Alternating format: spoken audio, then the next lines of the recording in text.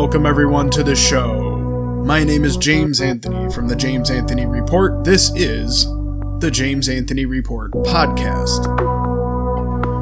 I'm sure you've all heard the expression, the road to hell is paved with good intentions. That age-old axiom is ringing true in the most literal of senses after the EPA recently approved a road construction project in Florida, in which mixtures of the radioactive waste known as phosphogypsum will be used to pave a private property there. According to an article posted on The Pundit, per the original article on Blaze, a company called Mosaic Fertilizer will begin the project in New Wales, Florida, among outcry from places like the Center for Biological Diversity because of potential harm to the road crews and to water quality. According to the article, a 2022 paper in the review journal Helion noted that the chemical can severely damage soil, water systems, the atmosphere, and that radon-222 exhalation and gases can spread the pollutant to nearby areas. According to the EPA's own estimates, this radioactive waste is linked to 21,000 lung cancer deaths every year, and because of this must be stored in stacks to limit public exposure. Most of you are probably aware, but it should be noted that the EPA is, of course, a government agency, one that started under Nixon in the 1970s, but that answers directly to the president. In this case, Joe Biden.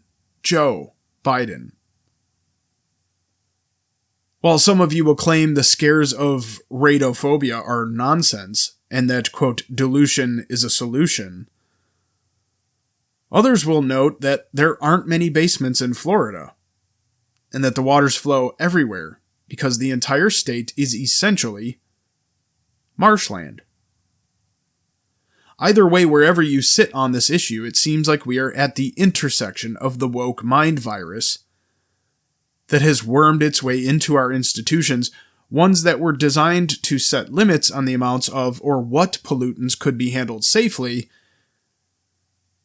with the Greenpeace Earth Day genesis of the EPA on December 2nd, 1970.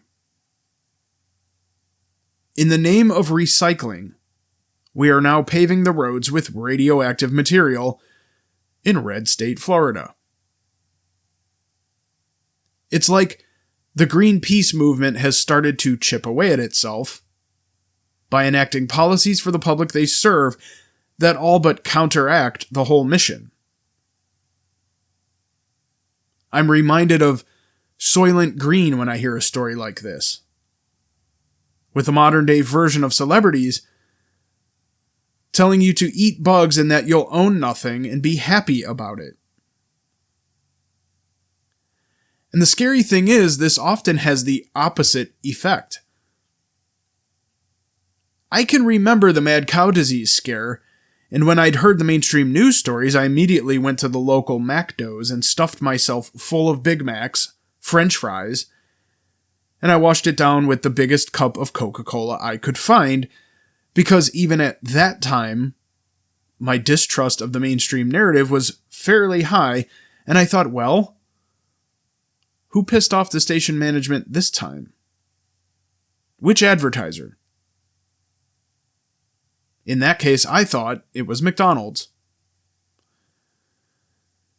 And when I'd gotten my first gig working for a local news station, oddly enough, a big win for me at the time on the road to journalism, one of the prerequisites was to join the union. You had to. Years later, I'd actually been cornered in an editing bay by one of the know-nothing stewards who wanted to confiscate my phone over having had some extra time off for a family member's funeral. But over the years, I've had time to think back at how things like this work when it comes to unions, and unions who decree that X amount of employees must be in this editing department, and X amount of employees in the videographer department, and so on.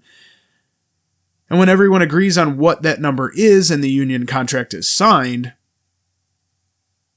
what is the incentive for the company who signs your check to add one more person to that minimum number, the minimum number that was set by the union, even if the employees in that department might really need the help?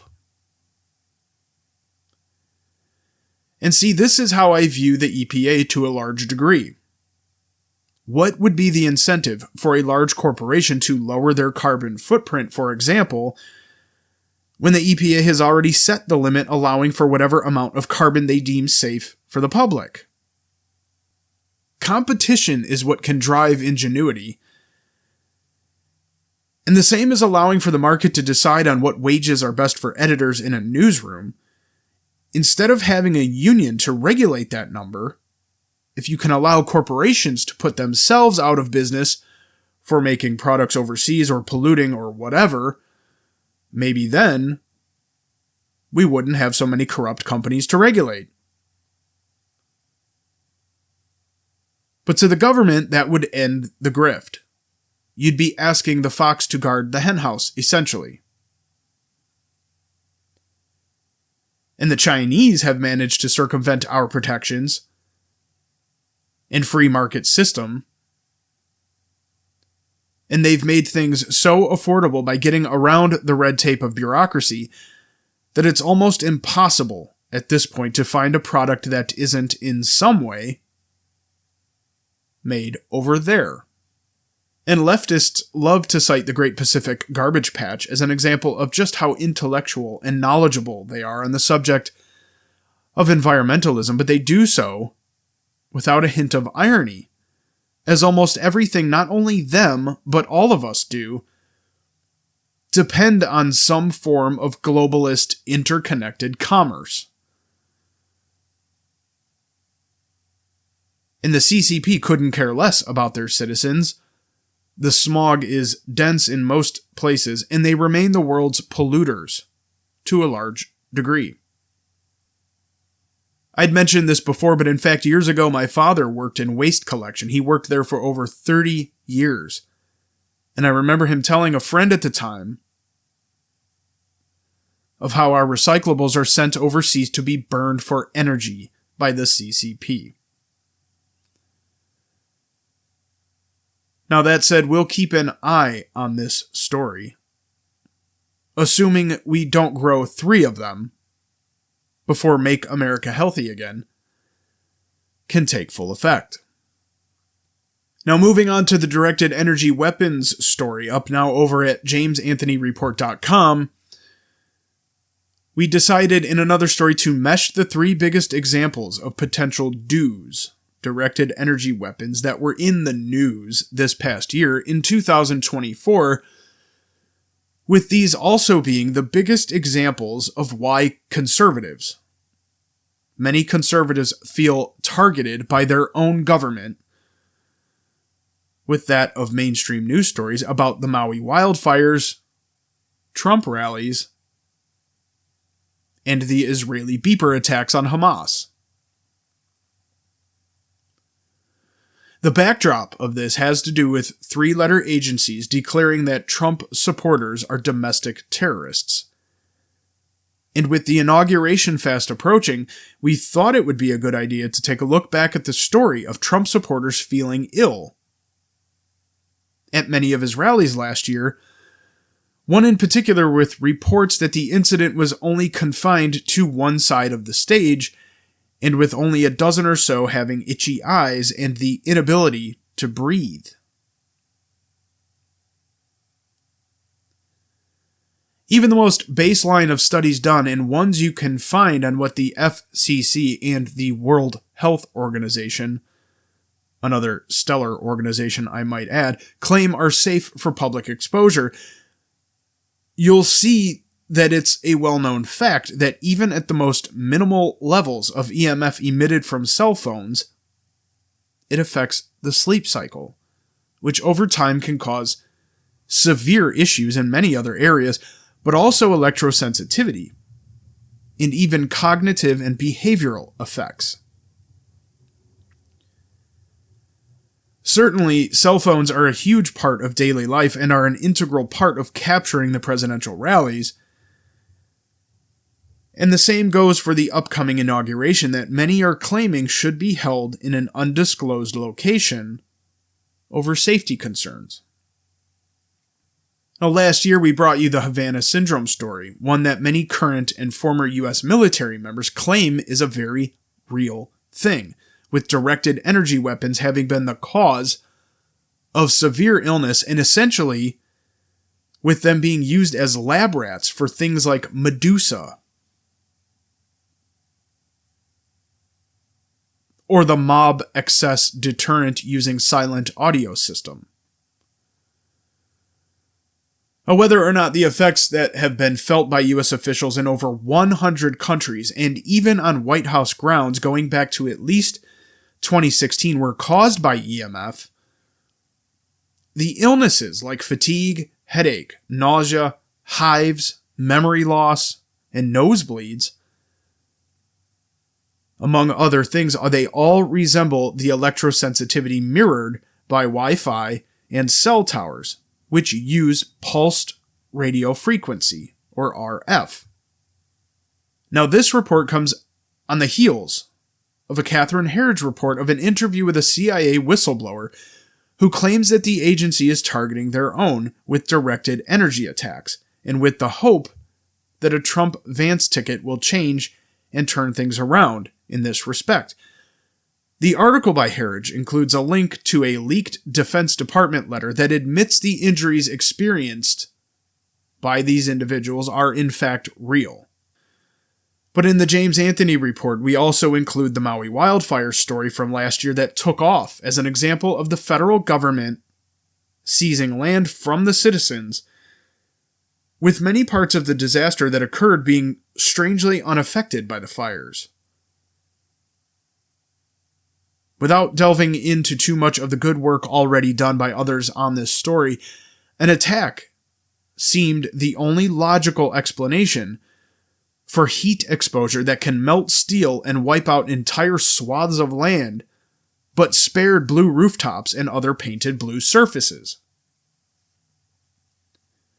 And just months before this happened, strange green lights in the sky seen pulsing over Hawaii were attributed to geo-surface mapping and was dismissed by the mainstream media, with many questioning why the CCP were over the skies in much the same way as the Biden administration allowed later, either by ignorance or malfeasance, CCP spy balloons to fly over the United States of America. The other component, and a good example of a coordinated, directed energy weapons conspiracy, one that three-letter agencies claim was a decade in the making, was that of the exploding Israeli beeper story that apparently 60 Minutes is just now catching up to. Many of us, myself included, initially responded to the efforts of Israel with applause until having realized that this type of technology can be used not only against the bad guys, but against us, United States citizens. And though we've already known about DOOs in theory and have heard the stories from military members for decades now, the growing list of very real examples are cropping up again and again. Many of the Hamas terrorists reported as having felt the beeper or walkie-talkie. There were 2 counter missions. But the devices heated up and some threw the device. They had to throw the device because it became so hot they couldn't handle it, similar to that of a vape product with the lithium-ion batteries. And even in the 60 Minutes story, you'll see the examples of studies done by these covert agencies to uncover just how long and what tone it would take to cause someone to pull their device out and respond. Of course, what else should the response have been to a group that attacked our ally Israel? But remember, the technology is there and can be used at any time, targeting any person the government believes is a threat, and without our direct knowledge. Speaking of exploding devices, and I should have mentioned this off the top, but prayers up for those affected by the terror attacks over the New Year holiday. I did that story about zombie drugs coming over the border and the effect it's had on southern states like Louisiana, and the municipal efforts to restrict law-abiding citizens' gun rights by claiming the Bourbon Street area as a school zone. And in the previous podcast, I'd even mentioned New Orleans by name and the love that both my wife and I have for that city, despite its flaws and everything DEI, which I suppose is nothing different than any other city at this point. But just days later, a supposedly US-born military veteran killed 15 people and injured many others. Now I say supposedly, because at the moment, as of this recording, there are still many questions as to whether the individual, this attacker, this terrorist, acted alone and where or what he came from, and what the stated motive was, assuming we'll ever know. At nearly the same time, a Tesla Cybertruck exploded outside of the Trump Hotel in Vegas that killed the driver and injured 7. Many of you listening probably by now already know the details, but recent online posts, as of this recording, are pointing out a few interesting similarities between these events. Now, one in particular points out the use of IEDs, a weaponized vehicle, the choosing of a holiday to carry out the attack that targeted a tourist city. Both were allegedly in the U.S. Army and were Democrats. They were both stationed at Fort Bragg and did tours in Afghanistan. They both used the same app to get their respective vehicles. It's somewhat difficult to explain, but this isn't just a story to me. This is our country under attack from within. And while I won't say too much for not wanting to get something wrong in the details, I will say that much for sure. It's been going on for 5 years now. For a few months at this point, I've been trying to get anyone who would listen to understand that while we were celebrating a decisive Trump victory in November, the lunatic left was just waiting to unleash holy hell on unsuspecting citizens. And I take no joy in saying, I told you so. But the larger issue to me, to this channel anyway, is that we still have no details on the first Trump shooter in Butler, PA, back in July. But suddenly, we have an almost loud as can be message being sent to the incoming Trump team by a Tesla vehicle, and an attack on Speaker Mike Johnson's home state of Louisiana, with quite a few of the main details already being made public. And as I'd mentioned earlier about these things having the opposite effect oftentimes, many of us just assume that whatever the three-letter agencies say officially is officially garbage. And that these connections probably go far deeper than anyone in the mainstream is willing to admit. And this throws people like you and me, this audience, into the conspiracy camp. Sure, we can talk about targeted individuals, CIA programs like MKUltra, and the rest, but it seems silly to think that something like this wasn't going to happen. And I'd venture to say that attacks of this very nature are thwarted all the time. Far more than we know or would care to know. But with Trump coming back, we're going to see the mainstream start picking up on these stories. And stories like this again that give us the illusion that the Biden presidency was a more peaceful and less stressful time in America. Trump steps back in office and immediately chaos ensues. Not because there actually is chaos, but because perception is reality in politics, and the reality at this juncture is that Trump will have already used this to his advantage in telling everyone how right he was about the southern border, when in fact we are still being lied to by unelected bureaucrats. And those who are elected will again use these incidents to further restrict our rights as law-abiding citizens.